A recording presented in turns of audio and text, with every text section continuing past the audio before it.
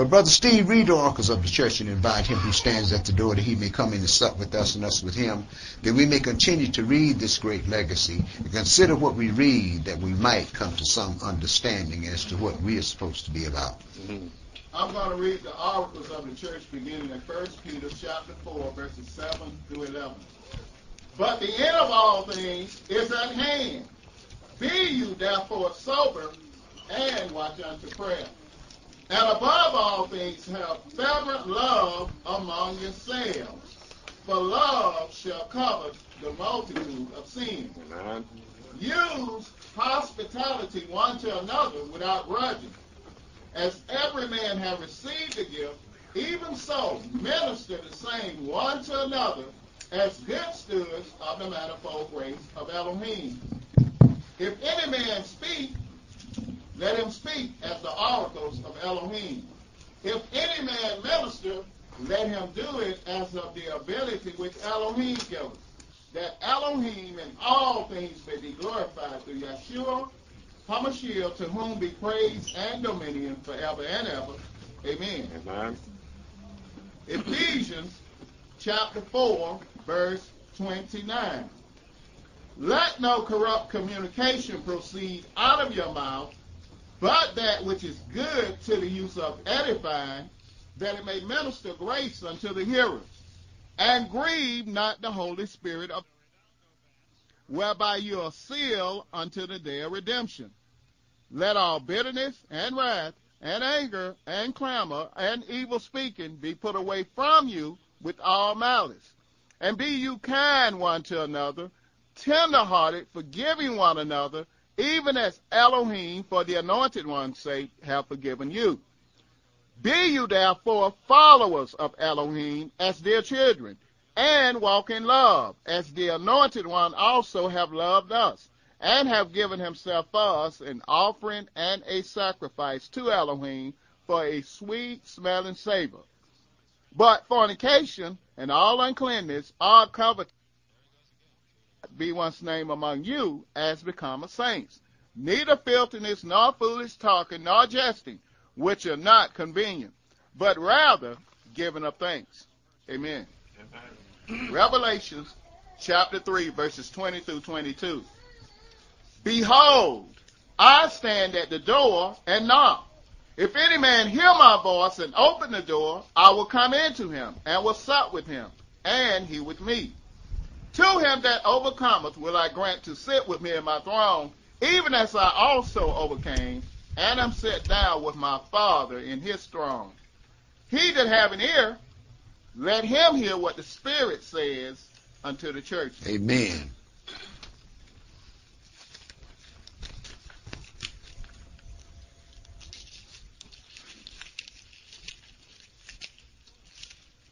I'd like to start our class today in Exodus chapter 18, and pick that up at verse 1, my brother. Exodus chapter 18 and verse 1.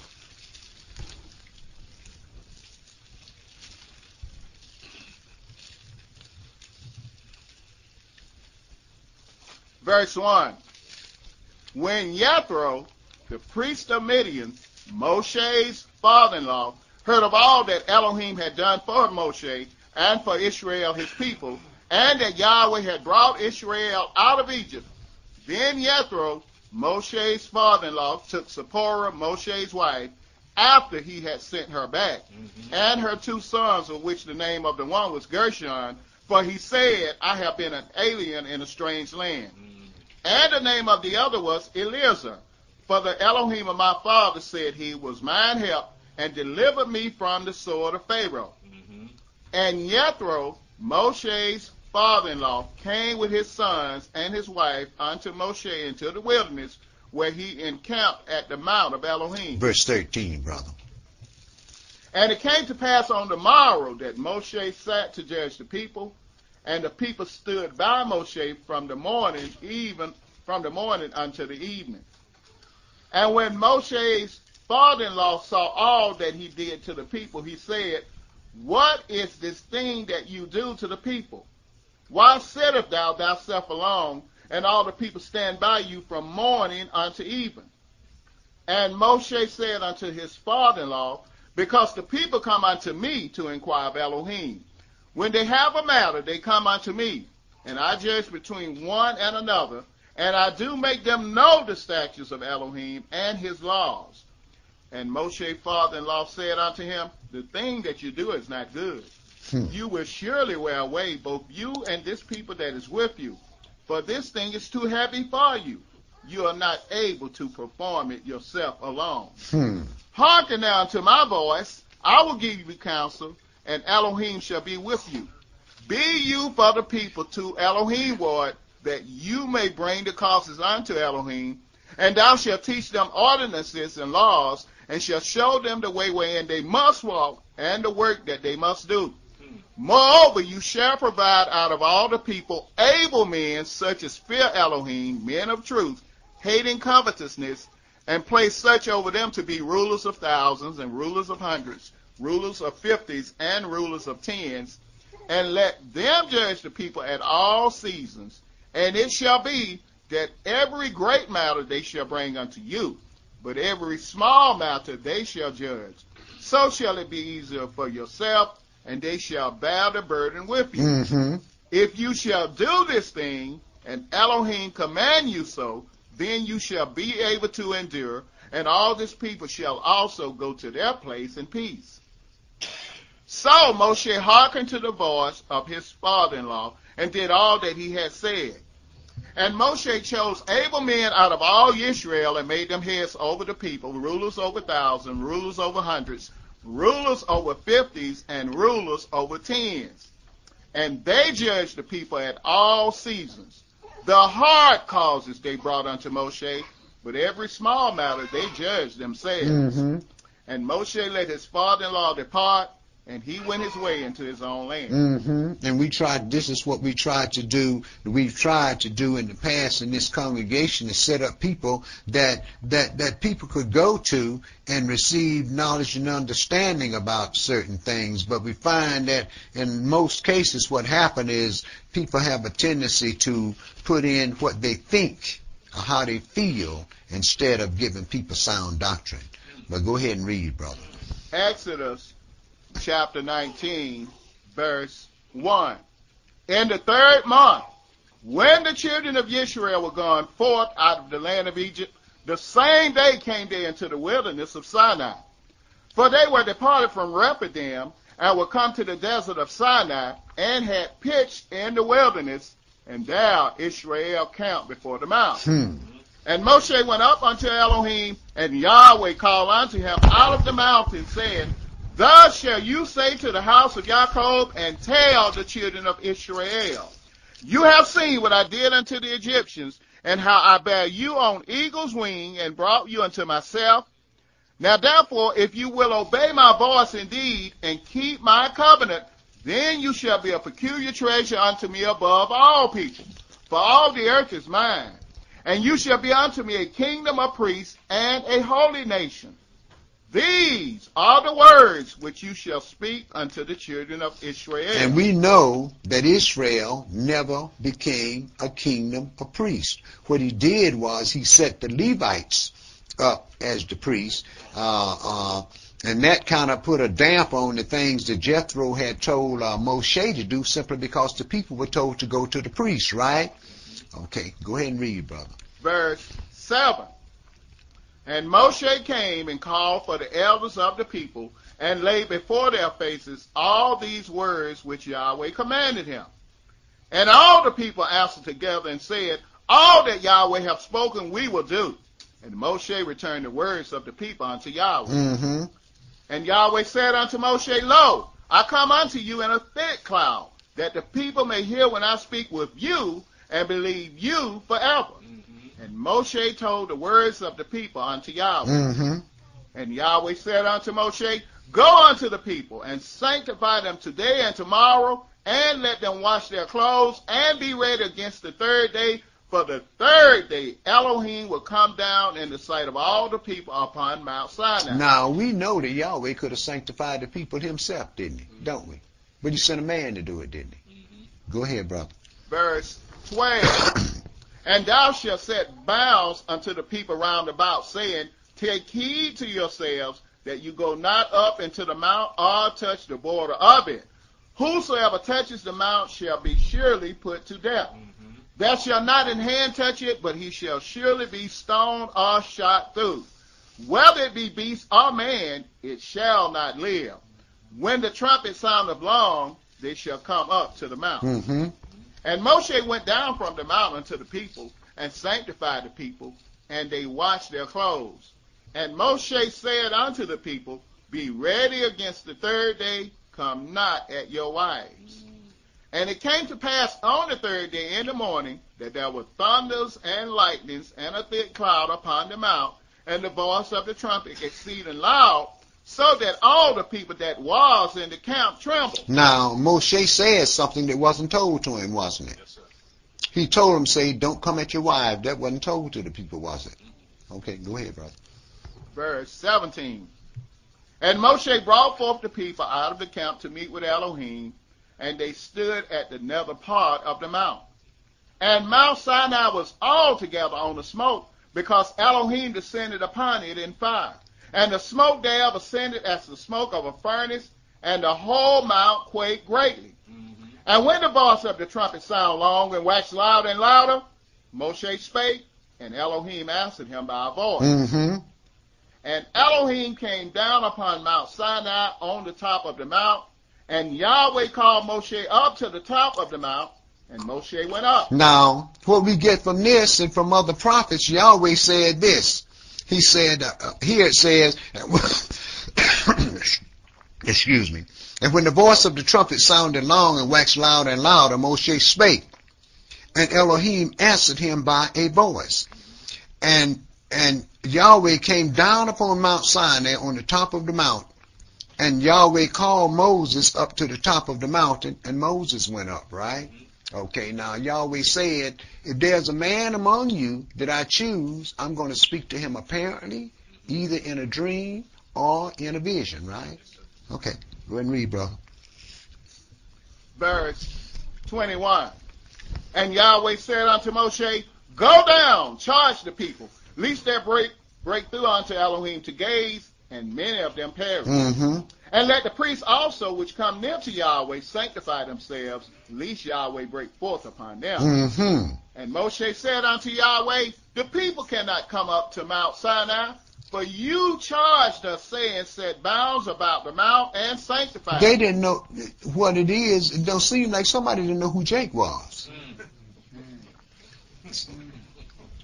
Go ahead and read, brother. Verse 24. And Yahweh said unto him, Away, get you down. See? Least these people come up here and break through and to gaze, and I break out upon them. Go ahead, brother. Verse 25. So Moshe went down unto the people and spake unto them. And El spake all these words, saying, I am Yahweh, your Elohim, which have brought thee out of the land of Egypt, out of the house of bondage. Thou shalt have no other Elohims before me. Thou shalt not make thee any graven image or any likeness of anything that is in heaven above, or that is in the earth beneath, or that is in the water under the earth. Thou shalt not bow down thyself to them, nor serve them. For I, Yahweh thy Elohim, am a jealous Elohim, visiting the iniquity of the fathers upon the children unto the third and fourth generation of them that hate me, and showing mercy unto thousands of them that love me and keep my commandments. And the Messiah, wait a minute now. The Messiah said you neither seen his shape or heard his voice at any time, right? So we know that this truly wasn't Yahweh himself. It was an angel of Yahweh. Because we were told that we received the law through the dispensation of angels and have not kept it. Go ahead, brother. Verse 7. Thou shalt not take the name of Yahweh thy Elohim in vain, for Yahweh will not hold him guiltless that taketh his name in vain. Now, we get our baptisms, right? Then we make all them we do it with our baptism like we do with them New Year's resolutions. We make them, and we know damn well we don't intend on keeping them. Because the first time something comes up that rubs us the wrong way that we don't like, we ready to fight. We ready to do something else. Go ahead, brother. Verse 8.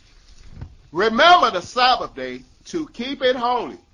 6 days shalt thou labor and do all thy work, but the seventh day is the Sabbath of Yahweh thy Elohim.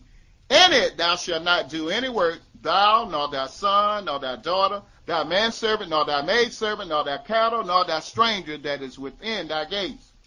For in 6 days Yahweh made heaven and earth, the sea, and all that in them is, and rested the seventh day. Wherefore Yahweh blessed the Sabbath day and hallowed it. Honor your father and your mother, that your days may be long upon the land which Yahweh thy Elohim giveth thee. Thou shalt not kill, thou shalt not commit adultery, thou shalt not steal, thou shalt not bear false witness against thy neighbor, thou shalt not covet thy neighbor's house, thou shalt not covet thy neighbor's wife, nor his manservant, nor his maidservant, nor his ox, nor his ass, nor anything that is thy neighbor's. And all the people saw the thunderings and the lightnings and the noise of the trumpet and the mountain smoking. And when the people saw it, they removed and stood afar. And they said unto Moshe, you speak with us, and we will hear. But let not Elohim speak with us, lest we die. Right. They well said, because if Elohim would have spoke to them, they would have all died.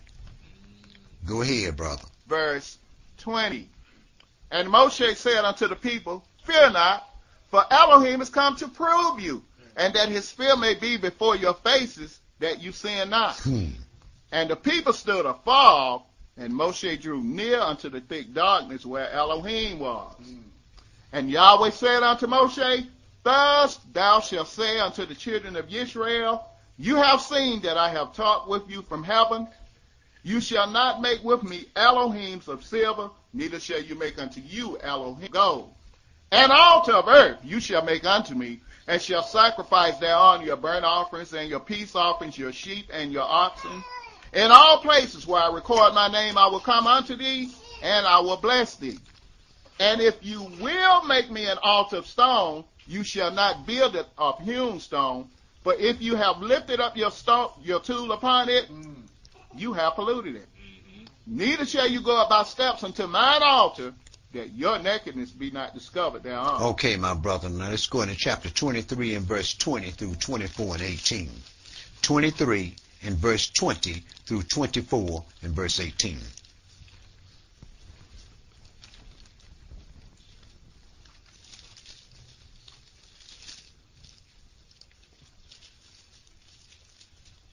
Verse 20. Behold, I send an angel before you to keep you in the way, and to bring you into the place which I have prepared. Beware of him, and obey his voice. Provoke him not, for he will not pardon your transgressions, for my name is in him. But if you shall indeed obey his voice, and do all that I speak, then I will be an enemy unto your enemies, and an adversary unto your adversaries. Verse 31, brother. And I will set your bounds from the Red Sea even unto the sea of the Philistines, and from the desert unto the river. And I will deliver the inhabitants of the land into your hand, and you shall drive them out before you. You shall make no covenant with them, nor with their Elohim. They shall not dwell in your land, lest they make you sin against me. For if you serve their Elohims, it will surely be a snare unto you. And he said unto Moshe, come up unto Yahweh, you and Aaron, Nadab, and Abihu, and 70 of the elders of Israel, and worship you afar off. Wait a minute now. All the folks holy. All the folks was holy, right? But what did Yahweh say? You come up, Nadab, and Abihu, and 70 of the elders of Israel, right? Okay, go ahead, brother. Verse 2. And Moshe alone shall come near Yahweh, but they shall not come nigh, neither shall the people go up with him. And Moshe came and told the people all the words of Yahweh, and all the judgments, and all the people answered with one voice and said, all the words which Yahweh have said will we do. Right, they're saying all of this in the beginning, right? Well, we're going to see what's going to take place as time goes on. Go ahead, brother. Exodus chapter 24, verse 4. And Moshe wrote all the words of Yahweh, and rose up early in the morning, and builded an altar under the hill, and 12 pillars, according to the 12 tribes of Israel. And he sent young men of the children of Israel, which offered burnt offerings and sacrificed peace offerings of oxen unto Yahweh. And Moshe took half of the blood and put it in basins, and half of the blood he sprinkled on the altar. And he took the book of the covenant and read in the audience of the people, and they said, all that Yahweh hath said will we do, and be obedient. And Moshe took the blood and sprinkled it on the people, and said, behold the blood of the covenant, which Yahweh hath made with you concerning all these words. Then went up Moshe and Aaron, Nadab and Abihu, and 70 of the elders of Israel, and they saw the Elohim of Israel. And there was under his feet as it were a paved work of a sapphire stone, and as it were the body of heaven in his clearness. And upon the nobles of the children of Israel he laid not his hand. Also they saw Elohim, and did eat and drink. And Moshe thought he saw Elohim when he was in the mount at the burning bush, didn't he? But we know it was an angel in that bush, didn't he? And what did that angel say? I am Yahweh, your Elohim. He didn't say I'm a messenger. Go ahead and read, brother. Exodus chapter 24, verse 12.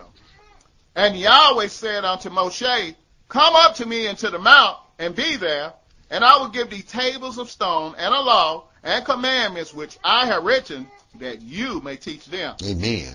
And Moshe rose up, and his minister Joshua, and Moshe went up into the mount of Elohim. And he said unto the elders, tarry you here for us, until we come again unto you. And behold, Aaron and Hur are with you.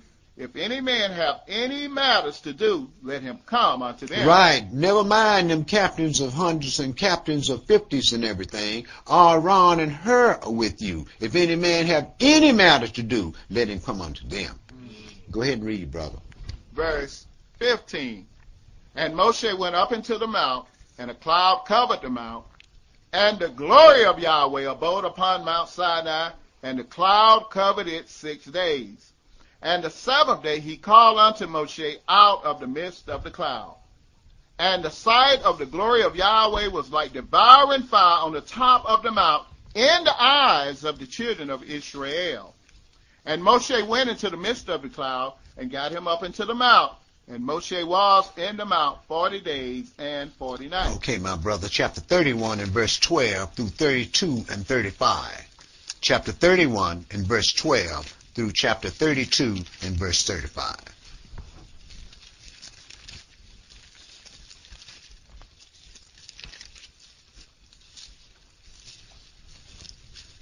Verse 12. Exodus 31, verse 12.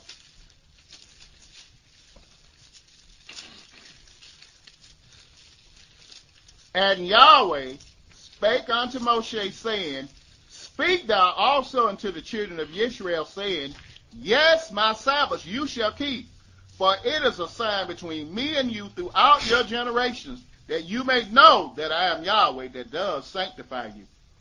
You shall keep the Sabbath, therefore, for it is holy unto you. Everyone that defileth it shall surely be put to death. For whosoever doeth any work therein, that soul shall be cut off from among his people. 6 days may work be done, but in the Sabbath is the Sabbath of rest, holy to Yahweh. Whosoever doeth any work in the Sabbath day, he shall surely be put to death. Haven't we read where the priests profaned the Sabbath and are blameless? They had to work on the Sabbath day. Why? Because you had to have an evening and a morning sacrifice, and the law had to be read unto the people. Go ahead and read, brother. Verse 16. Wherefore the children of Israel shall keep the Sabbath, to observe the Sabbath throughout their generations for a perpetual covenant. Right. First thing white folks changed was the Sabbath. Go ahead, brother. Verse 17. It is a sign between me and the children of Israel forever.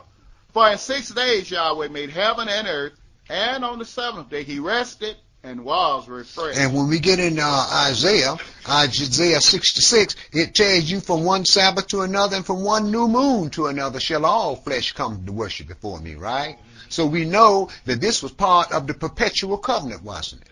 Go ahead, brother. Verse 18. And he gave unto Moshe, when he had made an end of communing with him upon Mount Sinai, 2 tables of testimony, tables of stone, written with the finger of Elohim. And when the people saw that Moshe delayed to come down out of the mount, the people gathered themselves together unto Aaron, and said unto him, Up, make us Elohims, which shall go before us. For as for this Moshe, the man that brought us up out of the land of Egypt, we don't know what has become of him. Wait a minute. They had just said all that Yahweh has said we will do and be obedient, didn't he? Had just said it. See? Just like we do with that baptism. We go back there and we take that baptism and we say, I'm going to do this and I'm going to do that, I'm going to do this. And the first time something come up that rub you the wrong way, you through with all that. Go on and read, brother. Exodus chapter 32, verse 2. And Aaron said unto them, Break off the golden earrings which are in the ears of your wives, of your sons, and of your daughters, and bring them unto me. And all the people broke off the golden earrings which were in their ears, and brought them unto Aaron. And he received them at their hand, and fashioned it with a graving tool, after he had made it a molten calf. And they said, These be thy gods, O Israel, which brought you up out of the land of Egypt. And when Aaron saw it, he built an altar before it, and Aaron made proclamation and said, Tomorrow is a feast to Yahweh. He said, now tomorrow he made a proclamation, and look, tomorrow is the feast of Yahweh now. Okay, go ahead, brother. Verse 6. See, I know what was wrong with Aaron. Aaron was scared to death. Can you imagine a whole lot of black folks around you telling you to do something? Yeah. Go on and read, brother. Right. But you still, what I'm getting at is you see how quickly the people rejected who Yahweh had sent to deliver. You see how quickly they did? And then turn right around. Now they're rejecting him. See? Go ahead and read, brother. Verse 6. See, this is why you can't listen to Jay. See, you have to listen to your instructions from the angel of the Lord. Once the angel of the Lord give you those instructions, that's what you have to listen to. But the problem is, most people never hear any instructions. So what they do is this. Well, I read this, so I'm going to do that. Go on and read, Steve. One brother said, he said, I do have some knowledge now. Right, some. Right. Go on and read, brother. Exodus chapter 32, verse 6. And they rose up early on the morrow, and offered burnt offerings, and brought peace offerings. And the people sat down to eat and to drink, and rose up to Right, they had an orgy. See, go ahead and read, brother. Verse 7. And Yahweh said unto Moshe, Go, get thee down, for your people, which you brought out of the land of Egypt, have corrupted themselves. Right, these your people now. Them stiff-necked folks here, man. Them your people, you know. Yeah, go ahead and read, brother. Verse 8. They have turned aside quickly out of the way which I commanded them. They have made them a molten calf, and have worshipped it, and have sacrificed thereunto, and said, These be your gods, O Israel, which have brought you up out of the land of Egypt. And Yahweh said unto Moshe, I have seen this people, and behold, it is a stiff-necked people. Now therefore let me alone, that my wrath may wax hot against them, and that I may consume them, and I will make of you a great nation. And Moshe besought Yahweh his Elohim, and said, Yahweh, why does your wrath wax hot against your people, which you have brought forth out of the land of Egypt with great power and with a mighty hand? Why should the Egyptians speak and say, For mischief did Yahweh bring them out to slay them in the mountains, and to consume them from the face of the earth? Turn from your fierce wrath, and repent of this evil against your people. Remember Abraham, Isaac, and Israel, your servants, to whom you swear by your own self, and said unto them, I will multiply your seed as the stars of heaven, and all this land that I have spoken of will I give it unto your seed, and they shall inherit it forever. And Yahweh repented of the evil which he thought to do unto his people. Why did he repent? Huh? Because someone stood in the breach. All through the scripture, when Yahweh was doing something to his people, somebody had to stand in the breach. See? But Jake don't want that to happen. See, Jake wants to stand in the breach himself. See, and this is what I keep telling people. You can't do anything except what you are charged to do. If you go beyond your charge, you're in big trouble. See? Go ahead and read, brother. We also see here, Elder, that the relationship that Moses had with God, with Elohim, with Yahweh, to be able to speak like he did with him. Talk with him face to face. Yeah. Like he was talking to a man. Almost. Talk with them face to face. This is why a lot of times, brother, sometimes people come to me and say, well, so and so and so and so and so. Says, who talked to you? Well, ain't nobody talked to me, so you need to be quiet then. You need to be quiet until somebody talk to you. Then you go do what you got to do. Yeah. Go ahead and read, brother. The problem is, what people see is a flesh and blood man just like they are. And they don't want to deal with that. See, they want to deal with something spooky, but you saw what happened when they saw these things. When the fire came down on the mountain, that all the trumpets was blowing and everything. See what happened? They got away from there, didn't they? Right. But yet still they want to stand in holy things. Yeah. Go ahead and read, brother. You're saying the way that you read a situation might not be the way that is instructed when you. Pardon me. The way to read a situation might not be the instruction that's given unto you. Right. See, what you have to do, my sister, is this. You have to wait until you receive instructions. This is why, and Israel's problem has always been this. They did not want to sit and be quiet. See, they did not want to wait until they received instructions. You know why? They know they wasn't going to hear nothing. So what they do, Israel do what Jake wanted to do. Same thing our fathers did just what they wanted to do. You know why? Yahweh talked to various men and put various men over them, and Jake don't want to be ruled over. We're gonna read. They even rejected God Himself. So that's how you get around. I heard, I think, and I see. That's why I always tell people, my sister, if something come out of my mouth, come to me. Don't go to my neighbor. Because my neighbor may give you some information on a level 1 and you need a level 6 today. You see, you do your job and let me do my job. Okay. Go on to read, Steve. Exodus chapter 32, verse 15. And Moshe turned and went down from the mount, and the 2 tables of the testimony were in his hand. The tables were written on both their sides. On the one side and on the other were they written. And the tables were the work of Elohim, and the writing was the writing of Elohim, graven upon the table. And when Yahshua heard the noise of the people as they shouted, he said unto Moshe, there's a noise of war in the camp. And he said, it is not the voice of them that shout for mastery, neither is it the voice of them that cry for being overcome. But the noise of them that sing do I hear. And it came to pass as soon as he came near unto the camp, that he saw the calf and the dancing. And Moshe's anger waxed hot, and he cast the tables out of his hands, and broke them beneath the mount. You see what that brother did? You see how angry that brother did? Now this brother here knew that Yahweh was going to take these people in that land. He knew it. But you see how angry that brother got? Brother Simon went through all these changes here, and look what these fools down here doing. See? They done made them a golden calf to worship.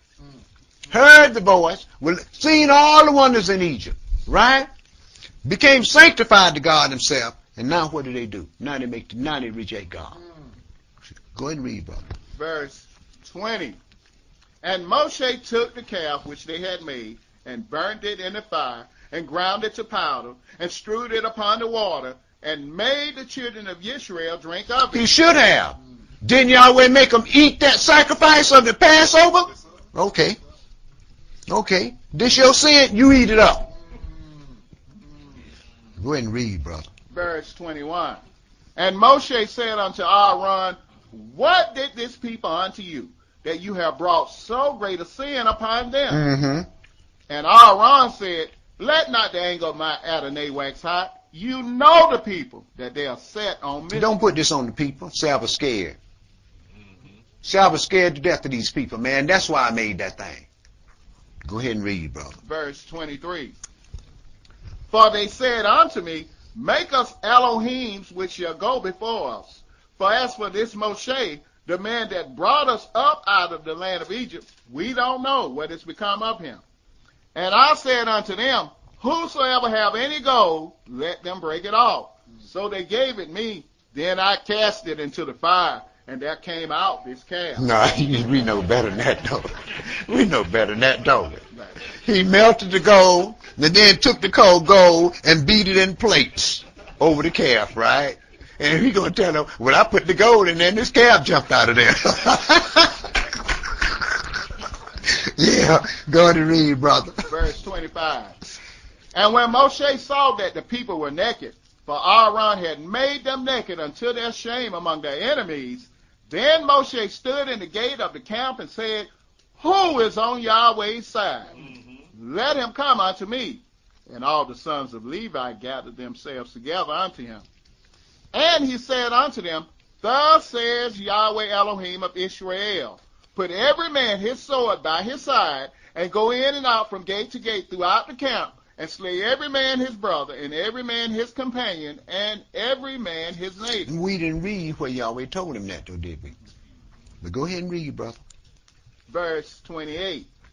And the children of Levi did according to the word of Moshe, and there fell of the people that day about 3,000 men.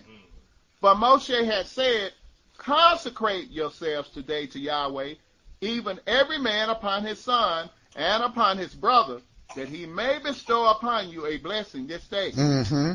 And it came to pass on the morrow that Moshe said unto the people, you have sinned a great sin. And now I will go up unto Yahweh. Peradventure I shall make an atonement for your sins. Mm-hmm. And Moshe returned unto Yahweh and said, all this people have sinned a great sin, and have made them Elohims of gold. Yet now, if you will forgive their sin, and if not, blot me, I pray you, out of your book which you have written.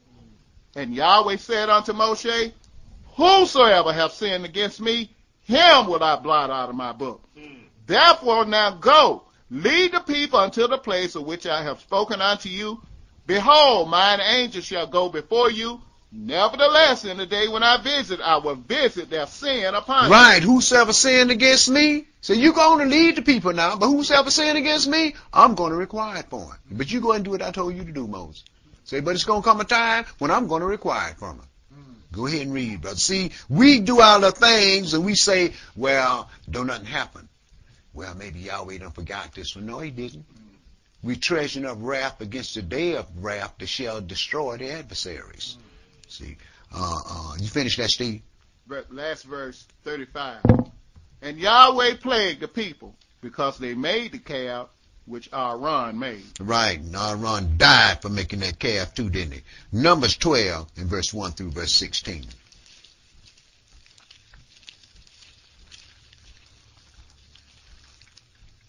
Well, let me straighten that out. That was one of the reasons why he died. That was one of the reasons. The other reason was because he rebelled at the waters of Meribah in Kadesh. Those were the reasons why he died. He'd been chosen to do the God a service, and he's so afraid of the people, he want to do what the people say instead of what Yahweh say. Numbers 12, verse 1 through verse 16. And Miriam and Aaron spake against Moshe because of the Ethiopian woman whom he had married. For he had married an Ethiopian woman. And they said, have Yahweh indeed spoken only by Moshe? Have he not spoken also by us? And Yahweh heard it. See? We talking about a prophetess that was in the wilderness, right? And the high priest of the living God. Go ahead and read, brother. Verse 3. Now the man Moshe was very meek above all the men which were upon the face of the earth. In other words, he was obedient to his charge. Moshe wasn't that meek. He had killed an Egyptian, didn't he? Okay, and then he told the children of Aaron, told the children of Israel, whoever's on the Lord's side, strap your sword on. Let's go ahead and kill off some of these folks. Yeah. Go ahead and read, brother. Verse 4. And Yahweh spake suddenly unto Moshe, and unto Aaron, and unto Miriam, come out you three unto the tabernacle of the congregation. And they three came out. And Elohim came down in the pillar of the cloud, and stood in the door of the tabernacle, and called Aaron and Miriam, and they both came forth. And he said, hear now my words. If there be a prophet among you, I, Yahweh, will make myself known unto him in a vision, and will speak unto him in a dream. My servant Moshe is not so, who is faithful in all mine house. You have to ask yourself, have Yahweh done those things to you? Well, there must be a reason why he hasn't. Go ahead and read, brother. Verse 8. With him will I speak mouth to mouth, even apparently, and not in dark speeches, and the similitude of Yahweh shall he behold. Why then were you not afraid to speak against my servant Moshe? And the anger of Yahweh was kindled against them, and he departed. And the cloud departed from off the tabernacle, and behold, Miriam became leprous, white as snow. And Aaron looked upon Miriam, and behold, she was leprous. Scared that brother to death. Yeah, go ahead and read, brother. Verse 11. And Aaron said unto Moshe, alas, my Adonai. He didn't say to Yahweh, did he? Did he? He said unto Moshe, alas, my Lord. Go ahead, brother. I beseech you, lay not the sin upon us, wherein we have done foolishly, and wherein we have sinned. Right. Go ahead, brother. Verse 12. Let her not be as one dead, of whom the flesh is half consumed when he cometh out of his mother's womb. And Moshe cried unto Yahweh, saying, heal her now, O Elohim, I beseech thee. And Yahweh said unto Moshe, if her father had but spit in her face, should she not be ashamed 7 days? Let her be shut out from the camp 7 days, and after that let her be received in again. Mm-hmm. And Miriam was shut out from the camp 7 days, and the people journeyed not till Miriam was brought in again. And afterwards the people removed from Hazeroth and pitched in the wilderness of Paran. Okay, chapter 16, and pick that up at verse 1, my brother. Chapter 16. Are there any references to what happened to Aaron as a result of him having done that? I mean, we see that He died. Okay. That's, He died in the wilderness. Yahweh told him, say, you take Aaron and bring him up here. And bring Eleazar, his son, and strip them clothes off Aaron and put them on Eleazar. And Aaron, you go over there and you die. So that was part of his punishment. Right. Okay. Let me tell you something, brother. All sin is going to be visited. See, our problem is a lot of times we get off in the thing and we don't consider it sin. You know why? At that moment we are holier than thou. Chapter 16, in verse 1 through verse 50. Yahweh tells us to do one thing. We say, well, I don't want to do that. I want to do this over here. Yahweh tells us to go one place. I don't want to go there. I want to go over there. Right. So we separate ourselves. Chapter 16. You finished that right now. Chapter 16, and pick that up at verse 1. Shabbat shalom, brother Tawid. Numbers chapter 16, verses 1 through 50. Mm-hmm. Now Korah, the son of Issachar, the son of Kohath, the son of Levi, and Dathan and Abiram, the sons of Eliab, and On, the son of Peleth, sons of Reuben, took men. And they rose up before Moshe with certain of the children of Israel, 250 princes of the assembly, famous in the congregation, men of renown. Right. Big wigs, right? Big power structures, right? Go ahead and read. Numbers chapter 16, verse 3. And they gathered themselves together against Moshe and against Aaron, and said unto them, you take too much upon you, seeing all the congregation are holy, every one of them, and Yahweh is among them. Wherefore then lift you up yourselves above the congregation of Yahweh. You take too much upon you. Ain't that something? Yahweh then gave them this charge, and what did they say? You taking too much upon you. All these folks here holy. Right. And all of them died too, didn't they? Yeah, go ahead, brother. Verse 4. And when Moshe heard it, he fell upon his face.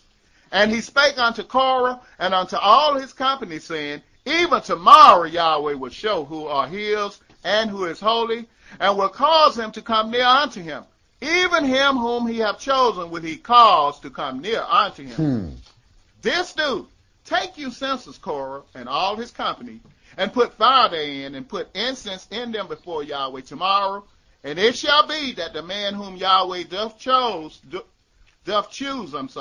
he shall be holy.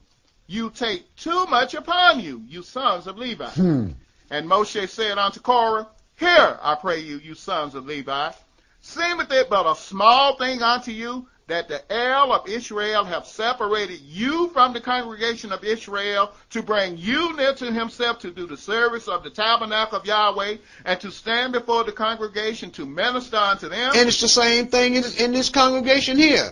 Does it seem but a small thing to you that the Elohim of Israel has separated you from the congregation of Jake out there in them streets, to bring you near to himself, to do the service of the tabernacle of Yahweh, and to stand before the congregation to minister unto them? Do that seem a small thing to you? Go ahead and read, brother. Verse 10.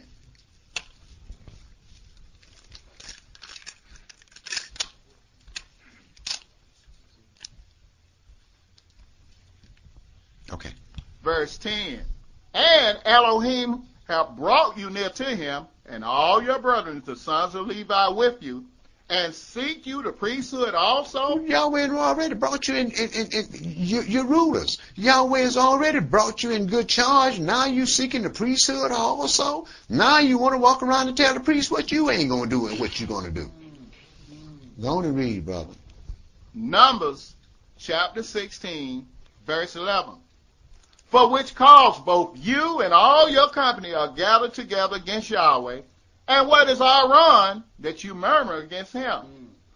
And Moshe sent to call Dathan and Abiram, the sons of Eliab, which said, we will not come. We ain't coming. Who you think you are, man? We ain't coming up here. Go ahead and read, bro. Verse 13.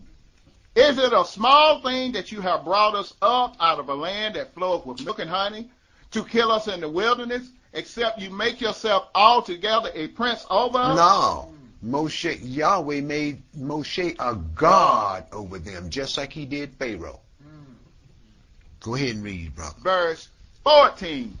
Moreover, you have not brought us into a land that floweth with milk and honey, or given us inheritance of fields and vineyards. When you put out the eyes of these men, we will not come up. And Moshe was very angry and said unto Yahweh, respect not their offering. He'd always stood in the breach, right? But what did he say? Respect not their offering. Why? Now they want to get into the priesthood. Go ahead and read, brother. I have not taken one ass from them, neither have I hurt one of them. Verse 16. And Moshe said unto Korah, be you and all your company before Yahweh, you and they and Aaron tomorrow, and take every man his censer, and put incense in them, and bring you before Yahweh every man his censer, 250 censers, you also and Aaron, each of you his censer. And they took every man his censer, and put fire in them, and laid incense thereon, and stood in the door of the tabernacle of the congregation with Moshe and Aaron. And Korah gathered all the congregation against them unto the door of the tabernacle of the congregation. And the glory of Yahweh appeared unto all the congregation. And Yahweh spake unto Moshe and unto Aaron, saying, separate yourselves from among this congregation, that I may consume them in a moment. Separate yourself from among these people, that I may consume them in a moment, right? Separate yourself from them, right? Go ahead, brother. Verse 22. And they fell upon their faces and said, O Elohim, the Elohim of the spirits of all flesh, shall one man sin, and will you be angry with all the congregation? Somebody standing in the breach again for Jake, and Jake right there doing everything he ain't supposed to do, right? You know what Jake say? Ain't no love. Go on and read, brother. Verse 23. And Yahweh spake unto Moshe, saying, Speak unto the congregation, saying, Get you up from about the tabernacle of Korah, Dathan, and Abiram. And Moshe rose up and went unto Dathan and Abiram, and the elders of Israel followed him. And he spake unto the congregation, saying, Depart, I pray you, from the tents of these wicked men, and touch nothing of theirs, lest you be consumed in all their sins. So they got up from the tabernacle of Korah, Dathan, and Abiram on every side, and Dathan and Abiram came out and stood in the door of their tents, and their wives, and their sons, and their little children. And Moshe said, Hear them know that Yahweh hath sent me to do all these works, for I have not done them of mine own mind. If these men die the common death of all men, or if they be visited after the visitation of all men, then Yahweh have not sent me. But if Yahweh make a new thing, and the earth open her mouth and swallow them up with all that appertain unto them, and they go down quick into the pit, then you shall understand that these men have provoked Yahweh. And it came to pass, as he had made an end of speaking all these words, that the ground cleave asunder that was under them, and the earth opened her mouth and swallowed them up, and their houses, and all the men that appertain unto Korah, and all their goods. They and all that appertain to them went down alive into the pit, and the earth closed upon them, and they perished from among the congregation. And all Israel that were round about them fled at the cry of them, for they said, Lest the earth swallow us up also. Right, because we know what we've been doing. See? We was one down there with that damn calf. Yeah. Go on, brother. Verse 35. Numbers chapter 16, verse 35. And there came out a fire from Yahweh, and consumed the 250 men that offered incense. Verse 41. But on the morrow, all the congregation of the children of Israel murmured against Moshe and against Aaron, saying, You have killed the people of Yahweh.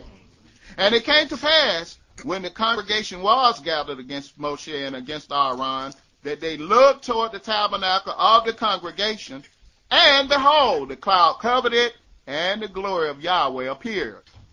And Moshe and Aaron came before the tabernacle of the congregation. And Yahweh spake unto Moshe, saying, Get you up from among this congregation, that I may consume them as in a moment. And they fell upon their faces. And Moshe said unto Aaron, Take a censer and put fire therein from off the altar, and put on incense, and go quickly unto the congregation, and make an atonement for them. For there is wrath gone out from Yahweh. The plague is begun. And Aaron took as Moshe commanded, and ran into the midst of the congregation. And behold, the plague was begun among the people, and he put on incense, and made an atonement for the people. Right. The plague today is ignorance. Go ahead and read, brother. Verse 48. And he stood between the dead and the living, and the plague was stayed. Now they that died in the plague were 14,700, beside them that died about the mount of Korah. And Aaron returned unto Moshe unto the door of the tabernacle of the congregation, and the plague was stayed. Okay, my brother, chapter 27, in verse 12 through verse 23. Yeah. They did the same thing unto Moshe, but as he went to be sacrificed, and they offered him up, he said, Forgive them, Father, for they know not what they do. So he still pleaded for the forgiveness of this, even though they did ill treatment for it. That's the way we received the new covenant, brother. Because somebody stood in the breach. Somebody asked for forgiveness. It's been like that from Genesis down through Revelation. But see, Jake get to the place to where he think he's above that, man. Jake think he's so special that he's above the instruction that we read. And that's what has always plagued our people with problems. You know why? Jake got a mind of his own. Jake ain't gonna be told what to do by nobody unless he on one of them jobs just paying him that cash money. Then he'll obey. But other than that, he ain't going to have nobody rule over him. Where I told you to go, man? Numbers 27, verse 12, verses 12 through 33. Mm-hmm. Right. And even Stephen said, which one of the prophets have your fathers not killed? Huh? They done sawed them asunder, right? Why? Because people was holy men of God. And they rejected them because they were men. So Korah and all those other people that end up dying, did they think they were acting righteously? I mean, weren't they self-righteous to the very end? Sure. Didn't you see what they told Moses? You take too much upon yourself. All the people holy. Right? You done made yourself altogether prince over us. Right? And Yahweh heard it. Moses didn't have to say nothing. Yahweh heard it and said, get away from them folks. Right? See, he had already told them, I'm going to send my angel to keep you in the way, right? But don't you provoke him, because he will not pardon your sin. We were told he has given his angels charge over you to keep you in your way. And you will not be moved unless you dash your foot against a stone. Same thing. Another good point about it, too, is that God of Israel shows not respect the person when it comes to righteousness, because just as Korah and Aaron and those children of Israel wasn't allowed to go into the land, Moshe wasn't either. Of course not. Moshe was 120 years old, didn't need to go in the land. He'd been out there with them niggas 40 years, man. He didn't need to go into the land. Joshua went in there because he was younger. But he died in that land then, right? But just like you said, Yahweh visited the iniquity upon all the people. But I tell you what, on the Mount of Transfiguration, wasn't Moses there? Okay. But all the people rejected him, didn't they? Okay. Chapter.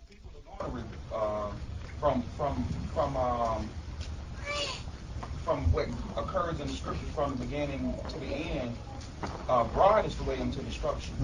So the people always went against the holy man of God. Of course they did. Always stood as remnant. Of course they did. You know why? They thought they had more in the ball than they did. That's what it was, brother. Chapter 27, and they knew one thing. All the people was holy. Moses had told them, for you are holy people unto the Yahweh your Elohim. Yahweh your Elohim has chosen you to be a special people to himself above all the people upon the face of the earth. And they knew that. That's why they served themselves of God, brother. The whole time, for 40 years in the wilderness, and out of 400 years of judges, and 400 years of kings, what did they do? They served themselves of Yahweh, didn't they? Right. That's what you see. When you get around and look in congregations, brother, you're going to find out one thing. All the people ain't going to attain salvation. Why do you think Messiah said, let the wheat and the tares grow up together? Okay. He said, I'll send my angels, and my angels separate them. Okay. Numbers 27. Pick that up, verse 12, my brother. And Yahweh said unto Moshe, get thee up into this Mount Abarim, and see the land which I have given unto the children of Israel. And when you have seen it, you also shall be gathered unto your people, as Aaron your brother was gathered. For you rebel against my commandment in the desert of sin, in the strife of the congregation, to sanctify me at the water before their eyes. That is the water of Meribah in Kadesh, in the wilderness of Zin. Just because he said the wrong thing. Just because he said the wrong thing. But you know what? We don't care what come out of our mouth. We get angry. We don't care what pour out of our mouth. You know why? We want to justify ourselves. Go ahead and read, brother. Verse 15. And Moshe spake unto Yahweh, saying, let Yahweh, the Elohim of the spirits of all flesh, set a man over the congregation. You see what he told him? Set a man over the congregation, right? Go ahead, brother. Verse 17. Which may go out before them, and which may go in before them, and which may lead them out, and which may bring them in. That the congregation of Yahweh be not as sheep which have no shepherd. And Yahweh said unto Moshe, take you Joshua, the son of Nun, a man in whom is the Spirit, and lay your hand upon him. Ain't that the same way the Spirit was done in the New Testament? Huh? In the beginning, when the church was first starting, the Spirit just fell upon folks then, didn't it? But after a while, how did it get to be? It got to the place to where they had to take the elders, and the elders had to go lay their hands upon folks, didn't they? Go ahead, brother. Verse 19. And set before him Eleazar the priest, and before all the congregation, and give him a charge in their sight. And thou shalt put some of your honor upon him, that all the congregation of the children of Israel may be obedient. And he shall stand before Eleazar the priest, who shall ask counsel for him after the judgment of Urim before Yahweh. At his word shall they go out, and at his word they shall come in, both he and all the children of Israel with him, even all the congregation. So he was the only one that was chosen that could ask before with the Urim and Thummim, wasn't it? Go ahead, brother. Verse 22. And Moshe did as Yahweh commanded him, and he took Yeshua and set before him Eleazar the priest, and before all the congregation, and he laid his hand upon him, and gave him a charge as Yahweh commanded him by the hand of Moshe. Okay, my brother. Now, some of us study to show ourselves approved to receive the engrafted word, that a soul may grow in knowledge and understanding of the extent of what grace encompasses. And surely, the more your ears really hear what the Spirit says in Holy Convention, the more one understands that because of the blindness of our fathers under the covenant at Sinai and Horeb, they having witnessed all the wonders done on Egypt, and being blessed to hear the voice of all power, their bodies was in the wilderness of sin, but their hearts were still infested with the sins of their own lustful pride. They didn't understand that Moshe, being a man, Moshe was written in the framework of the grace that Yisrael had received. This sanctification also passed to the 70 elders as well as to Moshe's servant Joshua. A selection of saints, not all the 12 tribes, but a selection of saints also saw the Adonai of Israel and did eat and drink with him. Although the Elohim of our fathers had called and redeemed them to himself, yet only Moshe, Nadab, Abihu, and the 70 elders were invited to eat and drink with the bridegroom. One problem with our fathers was that the experience was proof that they were called by the Almighty, yet self-esteemed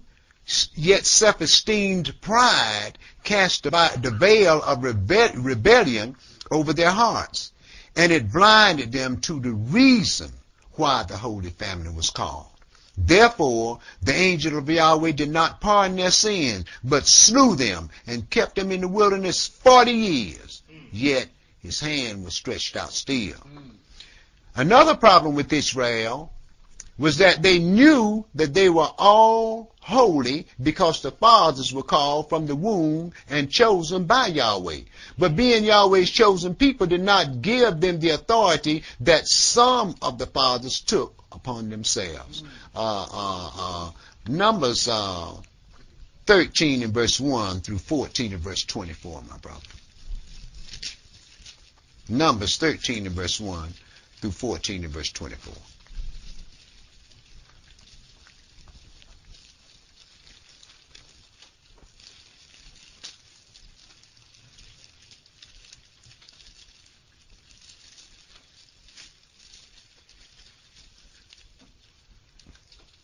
And Yahweh spake unto Moshe, saying, Send out men, that they may search the land of Canaan, which I give unto the children of Israel.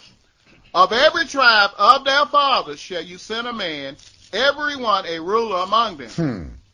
And Moshe, by the commandment of Yahweh, sent them from the wilderness of Paran.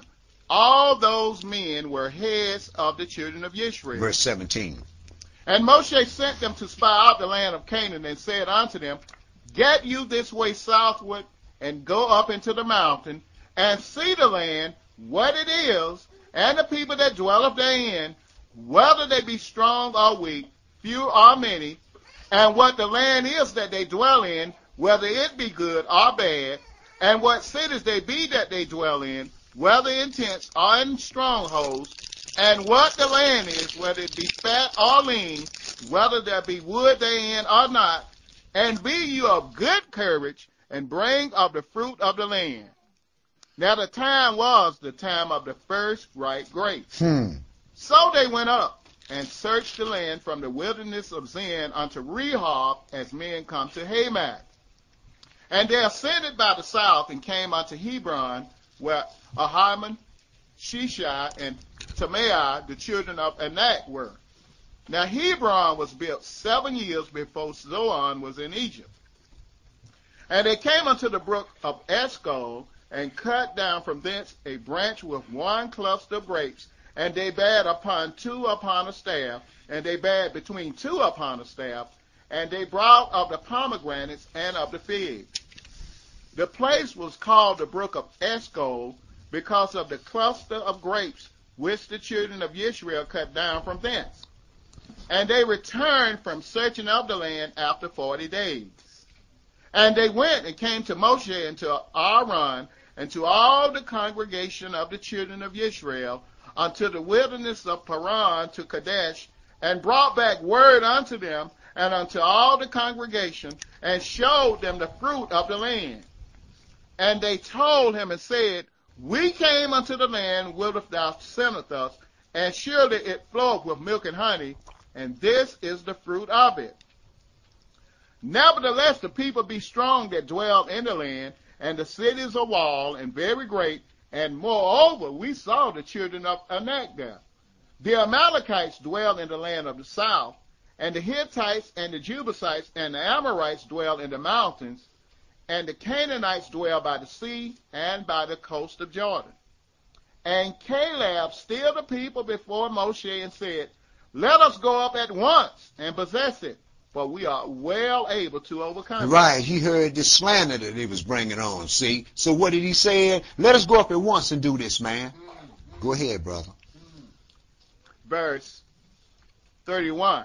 But the men that went out with him said, We be not able to go up against the people, for they are stronger than we. And they brought up an evil report of the land, which they had searched unto the children of Israel, saying, The land through which we have gone to search it is a land that eateth up the inhabitants thereof, and all the people that we saw in it are men of great stature. And there we saw the giants, the son of Anak, which come of the giants, and we were in our own sight as grasshoppers, and so were we in their sight. And these were the first brothers that claimed the land once they got ready to go into Israel.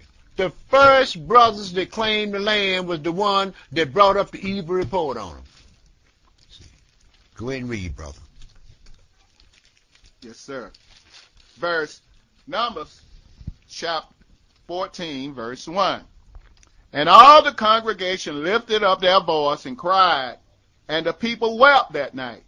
And all the children of Israel murmured against Moshe and against Aaron. Because of folks coming back running off at the mouth because they didn't have any faith that the Creator was able to do what he wanted to do.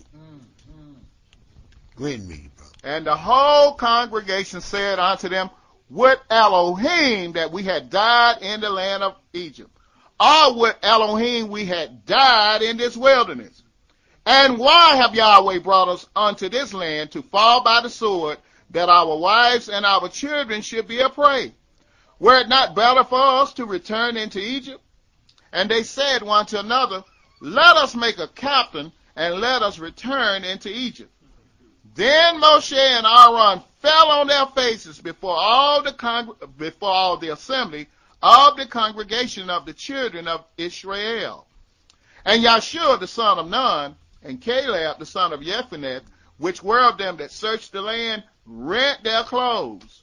And they spake unto all the company of the children of Israel, saying, The land which we passed through to search it is an exceeding good land.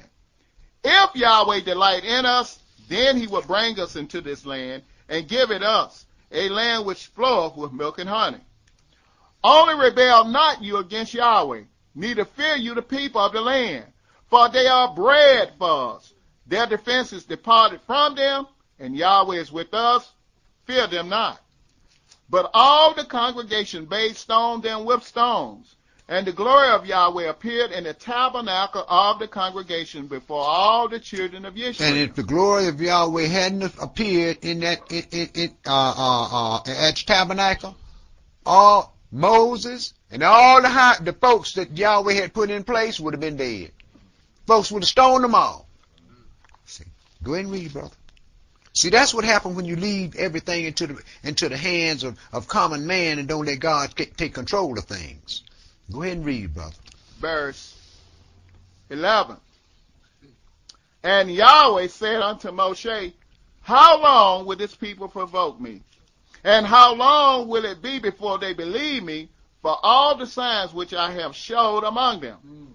I will smite them with the pestilence and disinherit them, and will make of you a greater nation and mightier than they. And Moshe said unto Yahweh, then the Egyptians shall hear it, for you brought up this people in your might from among them. And they will tell it to the inhabitants of this land, for they have heard that you, Yahweh, are among this people, and that you, Yahweh, are seen face to face, and that your cloud standeth over them, and that you go before them by daytime in a pillar of a cloud and in a pillar of fire by night. This lets you know that you can reason with your Creator, don't it? Go ahead and read it, brother. Verse 15. Now if you shall kill all this people as one man, then the nations which have heard the fame of you will speak, saying, because Yahweh was not able to bring this people into the land which he sware unto them, therefore he hath slain them in the wilderness. And now I beseech you, let the power of my Adonai be great, according as you have spoken, saying, Yahweh is long-suffering and of great mercy, forgiving iniquity and transgression, and by no means clearing the guilty, visiting the iniquity of the fathers upon the children unto the third and fourth generation. Pardon, I beseech you, the iniquity of this people, according unto the greatness of your mercy, and as you have forgiven this people from Egypt, even unto now. And Yahweh said, I have pardoned according to your word. But as truly as I live, all the earth shall be filled with the glory of Yahweh. Praise Yah.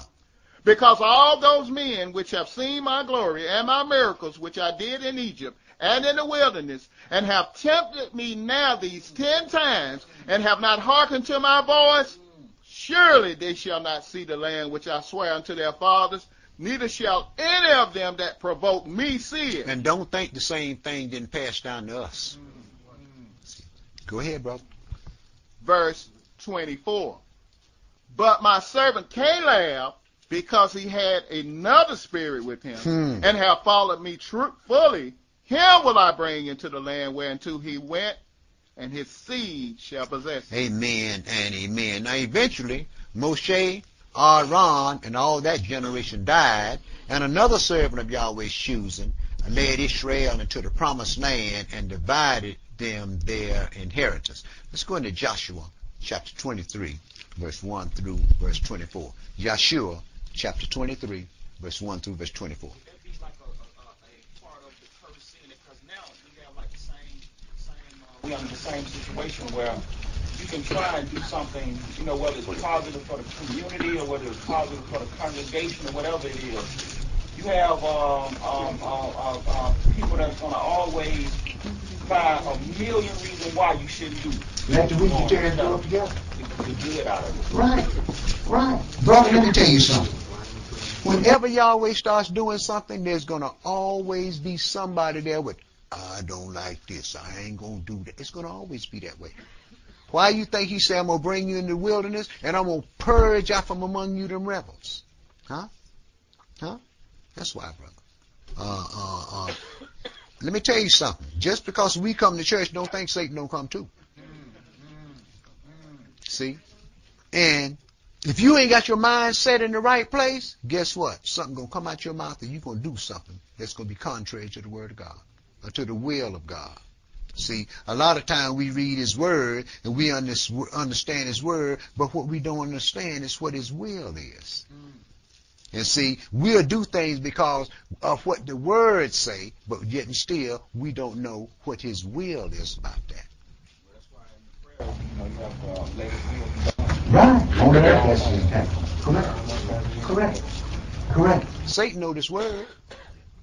See? But guess what? He don't know Yahweh's will. Okay. Like he told Satan, so you deceive yourself. Joshua 23 and verse 1 through chapter 24 and verse 33.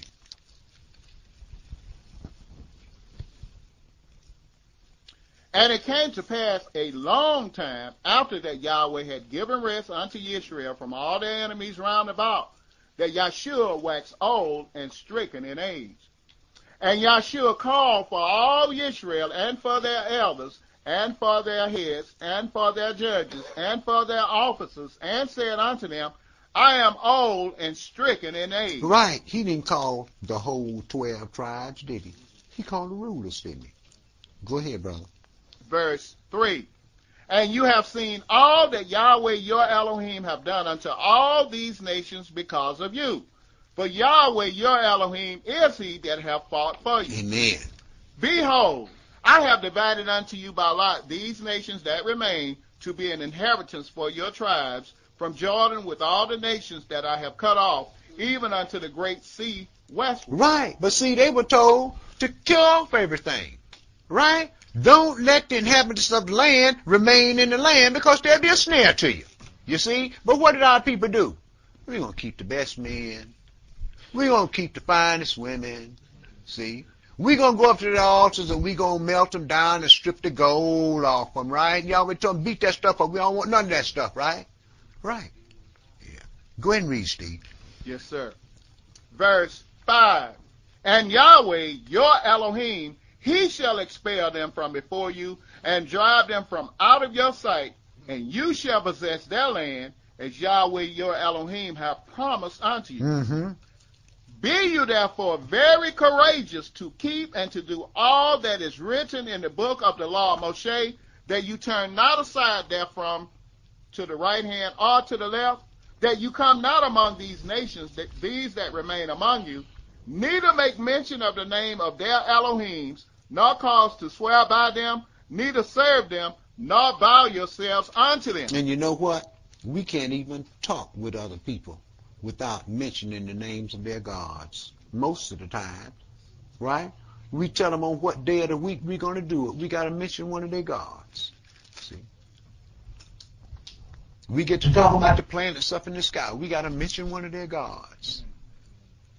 With that on us, we should be happy to be able to assemble to just pray to the Lord our God, man. The Roman world, they said that remembering the gods, that's what to keep those names, you know, to keep it. But we still have the nation change their gods. And we have. Keep the things. We have, you know why? We pray to a God, but when you look right around it, brother, you know who our God is? Us. Go ahead and read, brother. We our own gods. We know that. We know that, don't we? We do what we want to do, don't we? Okay. Go on and read. And guess what?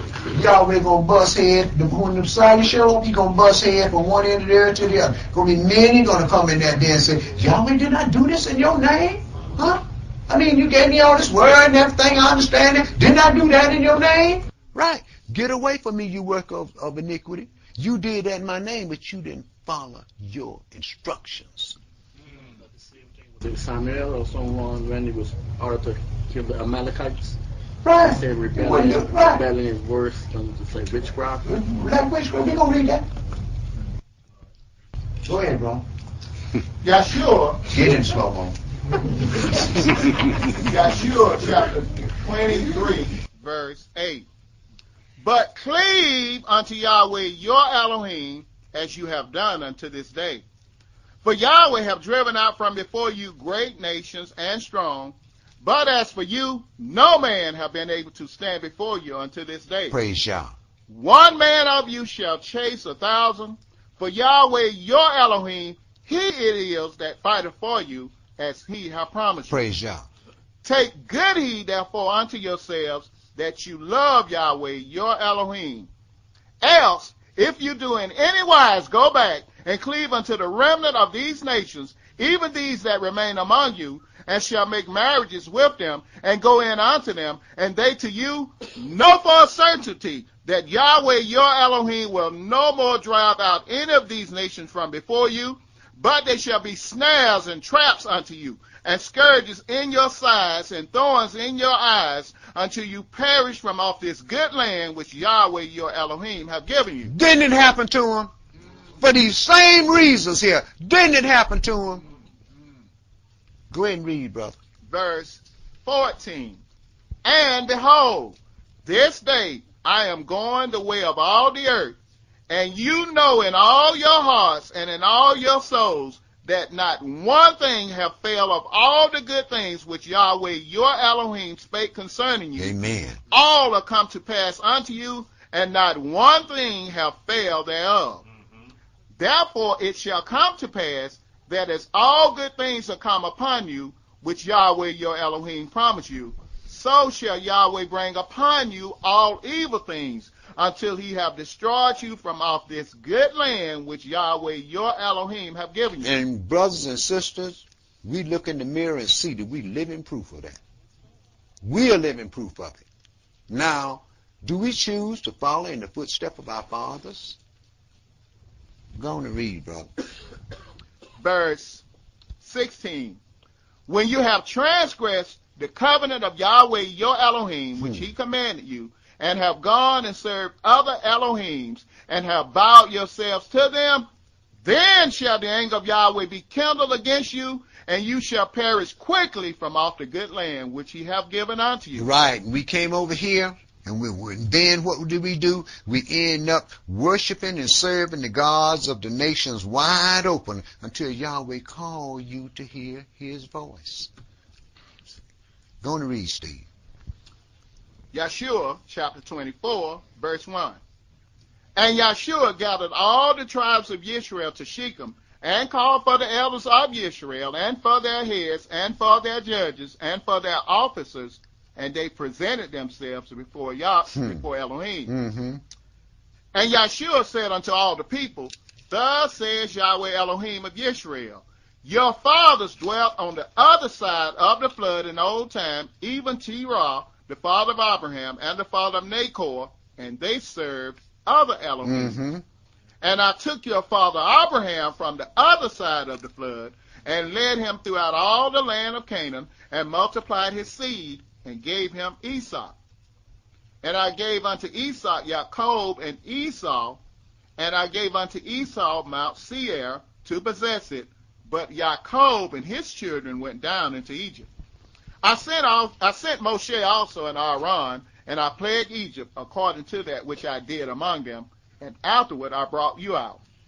And I brought your fathers out of Egypt, and you came unto the sea, and the Egyptians pursued after your fathers with chariots and horsemen unto the Red Sea.